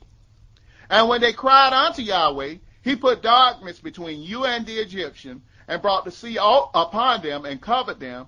And your eyes have seen what I have done in Egypt, and you dwelt in the wilderness a long season. And I brought you into the land of the Amorites, which dwelt on the other side Jordan, and they fought with you, and I gave them into your hand, that you might possess their land. And I destroyed them from before you. Then Balak the son of Zippor, king of Moab, arose and warred against Israel, and sent and called Balaam the son of Beor to curse you. But I would not hearken unto Balaam. Therefore he blessed you still, so I delivered you out of his hand.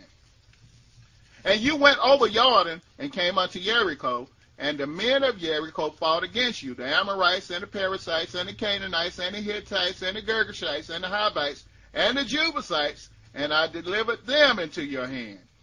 And I sent the hornet before you, which drove them out from before you, even the two kings of the Amorite, but not with your sword, nor with your bow. And I have given you a land for which you did not labor, and cities which you build not, and you dwell in them. Of the vineyards and olive yards which you planted not do you eat. And the same thing he told us going to happen when we go back into the land. Didn't he tell us that, huh? So you're going to inhabit houses with goods and vineyards that you didn't work for your own hands with. Go ahead, brother. Verse 14. Now therefore fear Yahweh, and serve him in sincerity and in truth, and put away the Elohims which your fathers served on the other side of the flood, and in Egypt, and serve you Yahweh. And if it seem evil unto you to serve Yahweh, choose you this day whom you will serve. And if it seem evil unto you to serve Yahweh, then you choose this day whom you will serve. Whether the gods of your fathers served that were on the other side of the flood, or the gods of the Amorites in whose land you dwell. But as for me and my house, we will serve Yahweh. Go ahead and read, brother. Verse 16. And the people answered and said, Elohim forbid that we should forsake Yahweh to serve other Elohim. For Yahweh, our Elohim, he it is that brought us up and our fathers out of the land of Egypt from the house of bondage, and which did those great signs in our sight, and preserved us in all the way wherein we went, and among all the people through whom we passed. And Yahweh drove out from before us all the people, even the Amorites which dwelt in the land. Therefore will we also serve Yahweh, for he is our Elohim. Sure you will.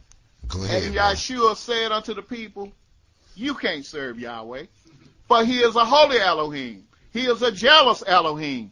He will not forgive your transgressions nor your sins. If you forsake Yahweh and serve strange Elohims, then will he turn and do you hurt and consume you after that he have done you good. And the people said unto Yahshua, no, but we will serve Yahweh. And Yahshua said unto the people, you are witnesses against yourselves that you have chosen you Yahweh to serve him. And they said, we are witnesses. Now therefore put away, said Yahshua, the strange Elohims which are among you, and incline your heart unto Yahweh Elohim of Israel. Even during the time of Yahshua, they was in the land, they still had their false gods, didn't they? Didn't they? Go ahead, brother. See, Jake gonna do what Jake want to do. Back in Genesis 15, can that just say understanding? I mean, like, but it said that they should come hither. When we read it, said this is saying Come hither again, because the iniquity of the Amorites is not yet filled. He said he would come hither again, right? They hadn't even been there. Israel wasn't even a nation at that time. But the same Amorites, ain't it? So when he said they're going to come here again because the iniquity of the Amorites is not yet fulfilled, that had to be during the 400-year captivity then, didn't it? Okay, because when we read about the Amorites just faded off into history, didn't it? Okay. Go ahead and read, brother. Verse 24. And the people said unto Yahshua, Yahweh our Elohim will we serve, and his voice will we obey. So Yahshua made a covenant with the people that day, and set them a statute and an ordinance in Shechem. And Yahshua wrote these words in the book of the law of Elohim, and took a great stone, and set it up there under an oak that was by the sanctuary of Yahweh. And Yahshua said unto all the people, behold, this stone shall be a witness unto us, for it have heard all the words of Yahweh which he spake unto us. It shall be therefore a witness unto you, lest you deny your Elohim. And guess what? That wall there is a witness against us.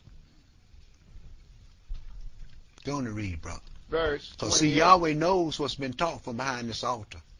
See, he knows it. And he knows what the congregation is doing. See, go ahead and read, brother. Verse 28. So Yahshua let the people depart, every man unto his inheritance. And it came to pass after these things, that Yahshua the son of Nun, the servant of Yahweh, died, being 110 years old. And they buried him in the border of his inheritance in Timnath-Serah, which is in Mount Ephraim, on the north side of the hill of Gaash. And Yisrael served Yahweh all the days of Yahshua, and all the days of the elders that overlived Yahshua, and which had known all the works of Yahweh that he had done for Israel. And the bones of Yosef, which the children of Israel brought up out of Egypt, buried they in Shechem, in a parcel of ground which Jacob bought of the sons of Hamor, the father of Shechem, for 100 pieces of silver. And it became the inheritance of the children of Yosef. And Eleazar, the son of Aaron, died, And they buried him in a hill that pertained to Phinehas his son, which was given him in Mount Ephraim. Okay, my brother. Ephraim. Judges 2 in verse 1 through verse 19. Judges 2 in verse 1 through verse 19.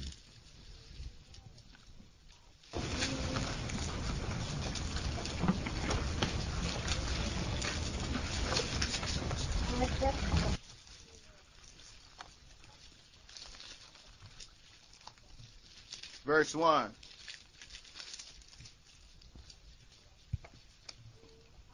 And an angel of Yahweh came up from Gilgal to Bochim, and said, I made you to go up out of Egypt, and have brought you unto the land which I swear unto your fathers. And I said, I will never break my covenant with you. And you shall make no league with the inhabitants of this land. You shall throw down their altars, but you have not obeyed my voice. Why have you done this? Wherefore I also said, I will not drive them out from before you, but they shall be as thorns in your sides, and their Elohim shall be a snare unto you. And it came to pass, when the angel of Yahweh spake these words unto all the children of Israel, that the people lifted up their voice and wept. And they called the name of that place Bochim, and they sacrificed there unto Yahweh. And when Yahshua had let the people go, the children of Israel went every man unto his inheritance to possess the land. And the people served Yahweh all the days of Yahshua, and all the days of the elders that outlived Yahshua, who had seen all the great works of Yahweh that he did for Israel. And Yahshua the son of Nun, the servant of Yahweh, died being 110 years old. And they buried him in the border of his inheritance in Timnath-Heres, in the mount of Ephraim, on the north side of the hill of Gash. And also all that generation were gathered unto their fathers. And there arose another generation after them, which knew not Yahweh, nor yet the works which he had done for Israel. And the children of Israel did evil in the sight of Yahweh, and served Baalim. And they forsook Yahweh Elohim of their fathers, which brought them out of the land of Egypt, and followed other Elohims of the people that were round about them, and bowed themselves unto them, and provoked Yahweh to anger. And they forsook Yahweh, and served Baal and Ashtaroth. And the anger of Yahweh was hot against Israel, and he delivered them into the hands of spoilers that spoiled them, and he sold them into the hands of their enemies round about, so that they could not any longer stand before their enemies. Right. They didn't have no rulers. They didn't have any rulers that followed the true and living God. All of the rulers that followed the true and living God had died off. So when the cat's away, the mice play. And that's just what they did. Go ahead, brother. Yeah. That's basically what happened. A lot of the generation here, we weren't raised in the Word, so we had to be called. Right. You had to be called, brother. The thing I always say is this, I understand we all got problems. Just think how would he call you to hear his word, because he called you to give you salvation. Go ahead and read, brother. Verse 15. Whithersoever they went out, the hand of Yahweh was against them for evil, as Yahweh had said, and as Yahweh had sworn unto them, and they were greatly distressed. Nevertheless, Yahweh raised up judges, which delivered them out of the hand of those that spoiled them. And yet they would not hearken unto their judges, but they went a-whoring after other Elohims, and bowed themselves unto them. They turned quickly out of the way which their fathers walked in, obeying the commandments of Yahweh, but they did not so. And when Yahweh raised them up judges, then Yahweh was with the judge, and delivered them out of the hand of their enemies all the days of the judge. For it repented Yahweh because of their groanings by reason of them that oppressed them and vexed them. And it came to pass, when the judge was dead, that they returned and corrupted themselves more than their fathers, in following other Elohims to serve them and to bow down unto them. They ceased not from their own doings, nor from their stubborn way. Okay, my brother. 1 Samuel chapter 8 and verse 1 through verse 22. 1 Samuel chapter 8 and verse 1 through verse 22.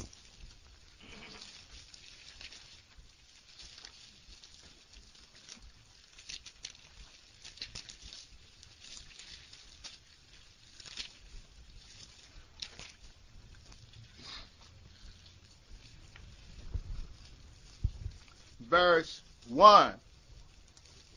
And it came to pass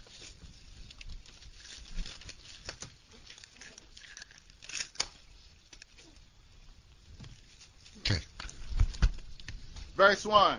And it came to pass when Samuel was old that he made his sons judges over Israel. Now the name of his firstborn was Joel, and the name of his second Abiah. They were judges in Beersheba.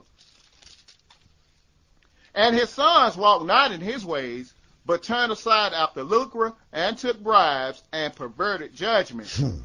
Then all the elders of Israel gathered themselves together, and came to Samuel unto Ramah, and said unto him, Behold, you are old, and your sons walk not in your ways. Now make us a king to judge us like all the nations. But the thing displeased Samuel when they said, Give us a king to judge us. And Samuel prayed unto Yahweh. And Yahweh said unto Samuel, Hearken unto the voice of the people in all that they say unto you. For they have not rejected you, but they have rejected me, that I should not reign over them. You hear what's saying? Huh? It's not you they reject me. See? Because they don't want me to reign over. Go ahead, brother. Verse 8. According to all the works which they have done since the day that I brought them up out of Egypt unto this day, wherewith they have forsaken me and served other Elohims, so do they also unto you. Now therefore hearken unto their voice, howbeit yet protest solemnly unto them, and show them the manner of the king that shall reign over them. And Samuel told all the words of Yahweh unto the people that asked of him a king. And he said, This will be the manner of the king that shall reign over you. He will take your sons and appoint them for himself, for his chariots, and to be his horsemen, and some shall run before his chariots.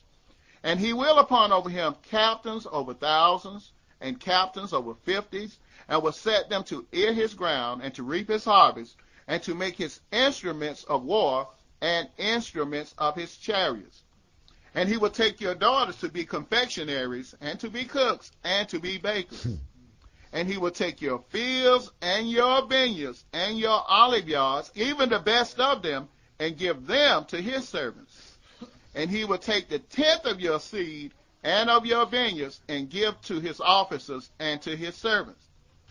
And he will take your men servants and your maid servants, and your goodliest young men and your asses, and put them to his work. He will take the tenth of your sheep, and you shall be his servants. And you shall cry out in that day because of your king which you have chosen you, and Yahweh will not hear you in that day. Nevertheless, the people refused to obey the voice of Samuel. And they said, Nay, but we will have a king over us, that we also may be like all the nations, and that our king may judge us, and go out before us, and fight our battles. And Samuel heard all the words of the people, and he rehearsed them in the ears of Yahweh. And Yahweh said to Samuel, Hearken unto their voice, and make them a king. And Samuel said unto the men of Israel, Go you, every man unto his city. Right. Now here we see that Jake was so holy and had so much pride that being made comfortable in the inheritance, Jake followed the imagination of his own proud heart.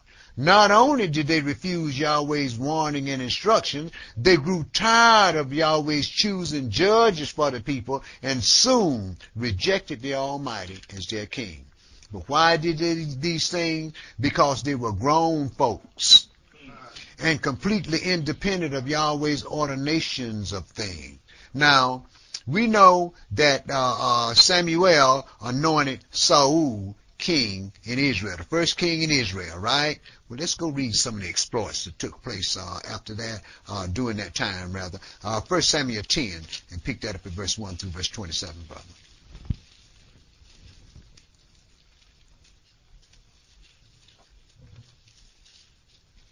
Then Samuel took a vial of oil and poured it upon his head and kissed him and said, Is it not because Yahweh have anointed you to be captain over his inheritance? When you are departed from me today, then you shall find 2 men by Rachel's sepulchre in the border of Benjamin at Salsar, and they will say unto you, The asses which you went to seek are found, and lo, your father have left the care of the asses, and sorroweth for you, saying, What shall I do for my son?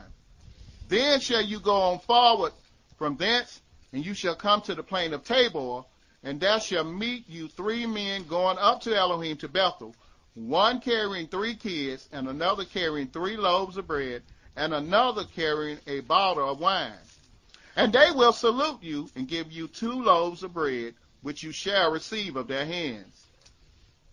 After that you shall come to the hill of Elohim, where is the garrison of the Philistines, and it shall come to pass, when you are come thither to the city, that you shall meet a company of prophets coming down from the high place with a psaltery, and a tabret, and a pipe, and an harp before them, and they shall prophesy.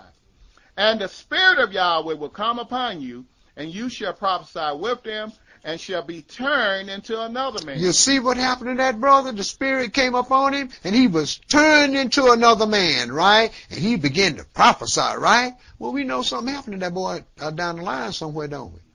Go ahead, brother. Verse 7. And let it be, when these signs are come unto you, that you do as occasion serve you, for Elohim is with you.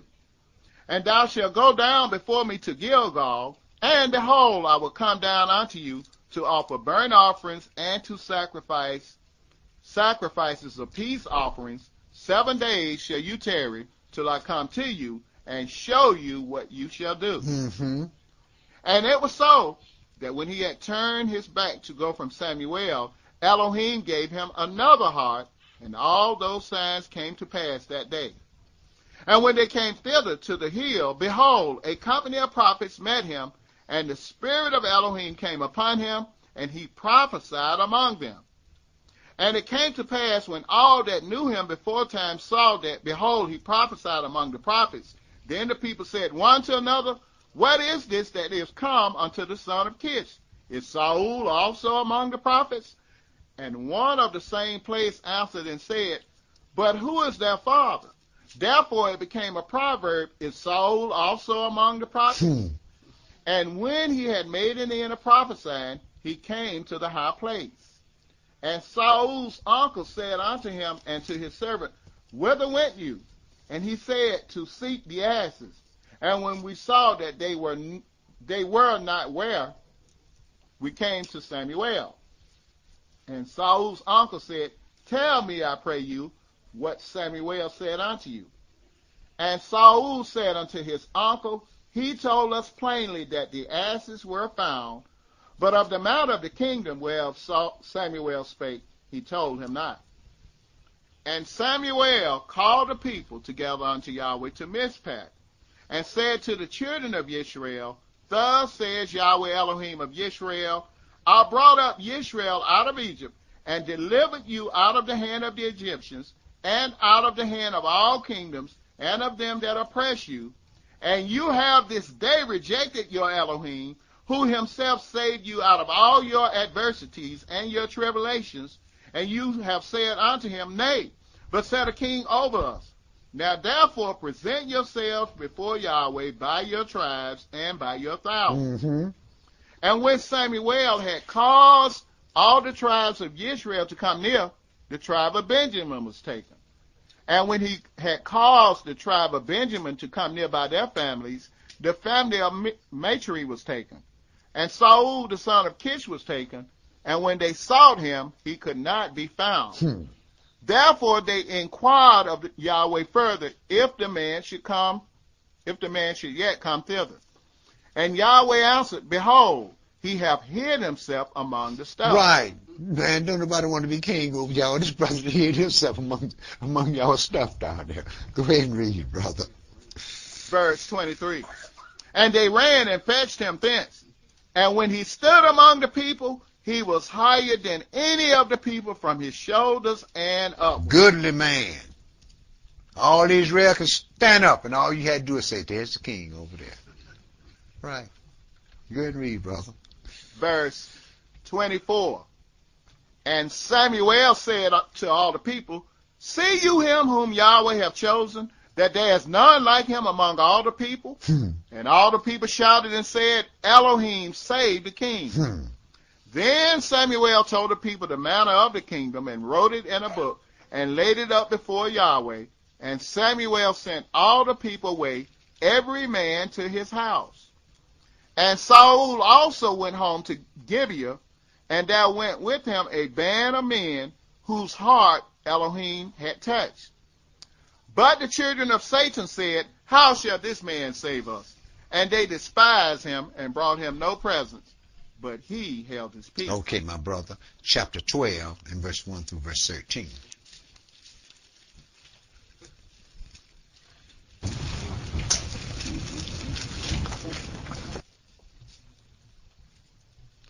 And Samuel said unto all Israel, behold, I have hearkened unto your voice in all that you said unto me, and have made a king over you. And now, behold, the king walketh before you, and I am old and gray-headed, and behold, my sons are with you, and I have walked before you from my childhood unto this day. Behold, here I am, witness against me before Yahweh, and before his anointed. Whose ox have I taken, or whose ass have I taken, or whom have I defrauded? Whom have I oppressed? Of whose hand have I received any bribe to blind mine eyes therewith? And I will restore it you. And they said, you have not defrauded us, nor oppressed us, neither have you taken aught of any man's hand. And he said unto them, Yahweh is witness against you, and his anointed is witness this day, that you have not found aught in my hand. And they answered, he is witness.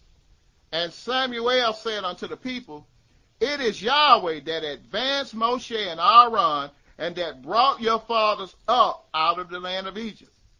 Now therefore stand still, that I may reason with you before Yahweh of all the righteous acts of Yahweh, which he did to you and to your fathers.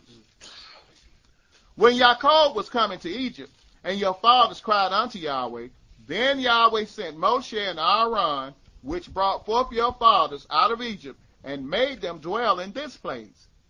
And when they forgot Yahweh their Elohim, he sold them into the hand of Sisera, captain of the host of Hazor, and into the hand of the Philistines, and into the hand of the king of Moab, and they fought against them. And they cried unto Yahweh and said, we have sinned, because we have forsaken Yahweh, and have served Baalim and Ashtaroth. But now deliver us out of the hand of our enemies, and we will serve you. Mm-hmm. And Yahweh sent Jerubbaal and Bedan and Yaphtah and Samuel, and delivered you out of the hand of your enemies on every side, and you dwell safe. And when you saw that Nahash, the king of the children of Ammon, came against you, you said unto me, nay, but a king shall reign over us, when Yahweh your Elohim was your king. Now therefore, behold the king whom you have chosen, and whom you have desired, and behold, Yahweh hath set a king over you. If you will fear Yahweh, and serve him, and obey his voice, and not rebel against the commandment of Yahweh, then shall both you and also the king that reigneth over you continue following Yahweh your Elohim. But if you will not obey the voice of Yahweh, but rebel against the commandments of Yahweh, then shall the hand of Yahweh be against you, as it was against your fathers. Now therefore stand and see this great thing which Yahweh will do before your eyes. Is it not wheat harvest today? I will call unto Yahweh, and he shall send thunder and rain, that you may perceive and see that your wickedness is great, which you have done in the sight of Yahweh, in asking you a king. Okay, my brother, why don't you go down to chapter 13 and verse 1. Saul reigned 1 year, and when he reigned 2 years over Israel, Saul chose him 3,000 men of Israel, whereof 2,000 were with Saul in Michmash and in Mount Bethel, and 1,000 were with Jonathan in Gibeah of Benjamin. And the rest of the people he sent every man to his tent. And Jonathan smote the garrison of the Philistines that were in Geba, and the Philistines heard of it. And Saul blew the trumpet throughout all the land, saying, Let the Hebrews hear. And all Israel heard say that Saul had smitten a garrison of the Philistines, and that Israel also was had an abomination with the Philistines. And the people were called together after Saul to Gilgal. And the Philistines gathered themselves together to fight with Israel, 30,000 chariots and 6,000 horsemen, and people as the sand which is on the seashore in multitude. And they came up and pitched in Michmash, eastward from Bethaven. When the men of Israel saw that they were in a strait, for the people were distressed, then the people did hide themselves in caves and in thickets and in rocks and in high places and in pits. And some of the Hebrews went over Jordan to the land of Gad and Gilead. As for Saul, he was yet in Gilgal, and all the people followed him trembling. And he tarried 7 days according to the set time that Samuel had appointed. But Samuel came not to Gilgal, and the people were scattered from him. And Saul said, Bring hither a burnt offering to me, and peace offering. And he offered the burnt offering. And it came to pass that as soon as he had made an end of offering the burnt offering, behold, Samuel came, and Saul went out to meet him, that he might salute him. And Samuel said, What have you done? What have you done? See, I told you to wait up there till I come up there. Now, what have you done? See? Go ahead and read, brother. And Saul said, Because I saw that the people were scattered from me, and that you came not within the days appointed, and that the Philistines gathered themselves together at Michmash, therefore said I, the Philistines will come down now upon me to Gilgal, and I have not made supplication unto Yahweh. I forced myself, therefore, and offered a burnt offering. Seem right, doesn't it? The prophet hadn't came, right? So you got all your enemies, common reasoning. You got all your enemies around you, right? So what do? You force yourself. You force yourself to do something that you wasn't told to do. Go ahead, brother. Verse 13. And Samuel said to Saul, Thou hast done foolishly. Thou hast not kept the commandment of Yahweh your Elohim, which he commanded you. But now would Yahweh have established your kingdom upon Israel forever. But now your kingdom shall not continue. Yahweh have sought him a man after his own heart, and Yahweh have commanded him to be captain over his people, because you have not kept that which Yahweh commanded. Okay, my brother, now let's go into chapter 15 and verse 1 through chapter 16 and 14. Chapter 15 and verse 1 through chapter 16 and verse 14.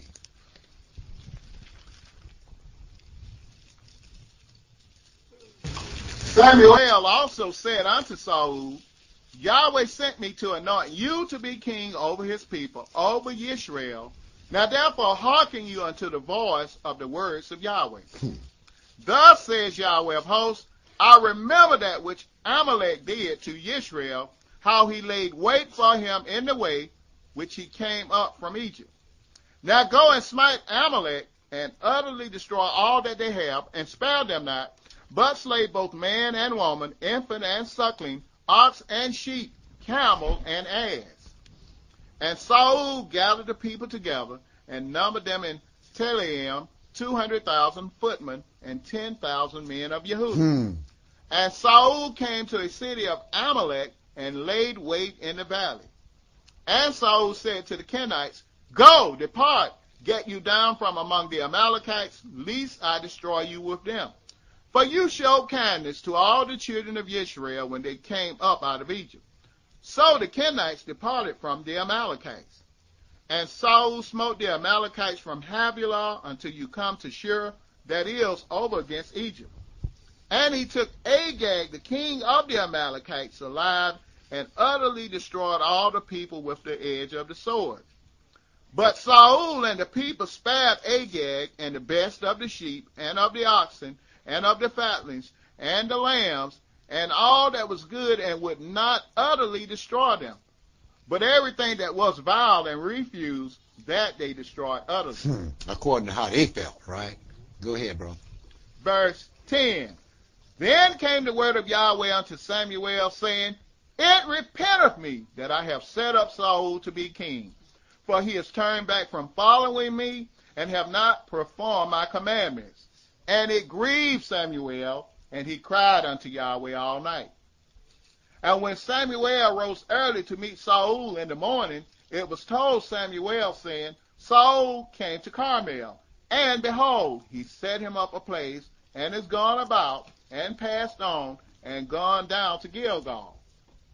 And Samuel came to Saul, and Saul said unto him, Blessed be you of Yahweh, I have performed the commandment of Yahweh. You see what that knothead thought? You see what he thought? Now this is the second time he's the ruler, and this is the second time he's received instructions what to do. And what did he think? He said, I did what Yahweh told me. No, he didn't. Go ahead and read, brother. Verse 14. And Samuel said, What meaneth then this bleating of the sheep in mine ears, and the lowing of the oxen which I hear? Mm-hmm. And Saul said, They have brought them from the Amalekites. For the people spared the best of the sheep and of the oxen to sacrifice unto Yahweh your Elohim, and the rest we have utterly destroyed. He's king. And here he's telling the prophet what the people did. Go ahead and read, bro. Verse 16. Then Samuel said unto Saul, Stay, and I will tell you what Yahweh hath said to me this night. And he said unto him, Say on. And Samuel said, When you were little in your own sight, were you not made the head of the tribes of Israel, and Yahweh anointed you king over Israel? And Yahweh sent you on a journey and said, Go and utterly destroy the sinners of the Amalekites and fight against them until they be consumed. Why then did you not obey the voice of Yahweh, but did fly upon the spoil and did evil in the sight of Yahweh? And Saul said unto Samuel, Yes, I have obeyed the voice of Yahweh, and have gone the way which Yahweh sent me, and have brought Agag, the king of Amalek, and have utterly destroyed the Amalekites. But the people took up the spoil, sheep and oxen. Right, I only took the king. See? I only took the king. The people took all the rest of that stuff, man. Go ahead, brother. Verse 21. But the people took up the spoil, sheep and oxen, the chief of the things which should have been utterly destroyed, to sacrifice unto Yahweh your Elohim in Gilgal. Sounds good. Took all the best thing to sacrifice, right? That sounds good, doesn't it? Read, brother. Verse 22. And Samuel said, Have Yahweh as great delight in burnt offerings and sacrifices as in obeying the voice of Yahweh? Behold, to obey is better than sacrifice, and to hearken than the fat of ram. For rebellion is as the sin of witchcraft, and stubbornness is as iniquity and idolatry. Amen. Because you have rejected the word of Yahweh, Yahweh have also rejected you from being king. And Saul said unto Samuel, I have sinned, for I have transgressed the commandment of Yahweh and your words, because I feared the people and obeyed their voice. Now therefore I pray you, pardon my sin, and turn again with me, that I may worship Yahweh. And Samuel said to Saul, I will not return with you, for you have rejected the word of Yahweh, and Yahweh have rejected you from being king over Israel. Amen. And as Saul turned about to go away, he laid hold upon the skirt of his mantle, and it rent. And Samuel said unto Saul, Yahweh have rent the kingdom of Israel from you this day, and have given it to a neighbor of yours that is better than you. And also the strength of Israel will not lie nor repent. for he is not a man that he should repent. Mm-hmm. Then Saul said, I have sinned. Yet honor me now, I pray you, before the elders of my people and before Israel, and turn again with me, that I may worship Yahweh, your Elohim. Mm-hmm. But he never did say Yahweh, my Elohim. Right. All this time, Your he knew he Elohim. wasn't worshiping. Right. He knew he wasn't Yeah, worshiping he knew he Yahweh. was rotten, dude. He knew it. Go ahead and read, brother. Verse- One thing about you, brother. When you know you're rotten, you know you're rotten. Right. You don't fool yourself. You know you may come around here with a big old smile on your face, but you know when you come, you got Satan sitting up on top of your head. Yeah. Go on and read, brother. Verse 31. So Samuel turned again after Saul, and Saul worshipped Yahweh. Then said Samuel, bring you hither to me Agag, the king of the Amalekites. And Agag came unto him delicately. And Agag said, surely the bitterness of death is past. And Samuel said, as your sword hath made women childless, so shall your mother be childless among I'm women. talking about his mama now, ain't it? Go ahead, brother. Verse 34. And Samuel hewed Agag in pieces before Yahweh in Gilgal. Verse 34. Then Samuel went to Ramah, and Saul went up to his house to Gibeah of Saul. And Samuel came no more to see Saul until the day of his death. Nevertheless, Samuel mourned for Saul, and Yahweh repented that he had made Saul king over Israel. And Yahweh said unto Samuel, how long will you mourn for Saul, seeing I have rejected him from reigning over Israel? Fill your horn with oil and go, and I will send you to Jesse the Bethlehemite, for I have provided me a king among his sons. And Samuel said, how can I go? If Saul hear it, he will kill me. And Yahweh said, take a heifer with you, and say, I am come to sacrifice to Yahweh. Mm-hmm. And call Jesse to the sacrifice, and I will show you what you shall do. And you shall anoint unto me him whom I name unto you. And Samuel did that which Yahweh spake, and came to Bethlehem, and the elders of the town trembled at his coming, and said, do you come in peace? Right, because they knew when the prophets used to came, brother, the prophets used to come with a message that was detrimental to the people, because they knew what they was doing wrong. So what they asked, man, do you come in peace? Yeah. Go ahead and read, brother. Verse 5. And he said peaceably, I am come to sacrifice unto Yahweh. Sanctify yourselves and come with me to the sacrifice. And he sanctified Jesse and his sons and called them to the sacrifice. And it came to pass, when they were come, that he looked on Eliab and said, surely Yahweh's anointed is before him. Right, look good in Samuel's eyes, right? Said, oh man, surely this is the man right here. Go ahead, brother. Verse 7. But Yahweh said unto Samuel, don't look on his countenance or on the height of his stature, because I have refused him. For Yahweh seeth not as man seeth, for man looketh on the outward appearance, but Yahweh looketh on the heart. Praise Yah. Then Jesse called Amminadab, and made him pass before Samuel, and he said, neither have Yahweh chosen this. Then Jesse made Shammah to pass by, and he said, neither have Yahweh chosen this. Again Jesse made 7 of his sons to pass before Samuel, and Samuel said unto Jesse, Yahweh have not chosen these.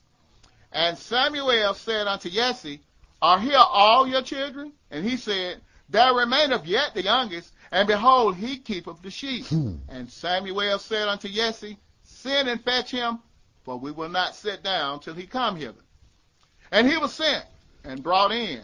Now he was ruddy, and withal of a beautiful countenance, and goodly to look to. And Yahweh said, arise, anoint him, for this is he. Then Samuel took the horn of oil, and anointed him in the midst of his brethren. And the Spirit of Yahweh came upon David from that day forward. So Samuel rose up and went to Ramah. But the Spirit of Yahweh departed from Saul, and an evil spirit from Yahweh troubled him. Okay, my brother. Now let's go into chapter 31 and verse 1 through verse 13. Chapter 31 and verse 1 through verse 13.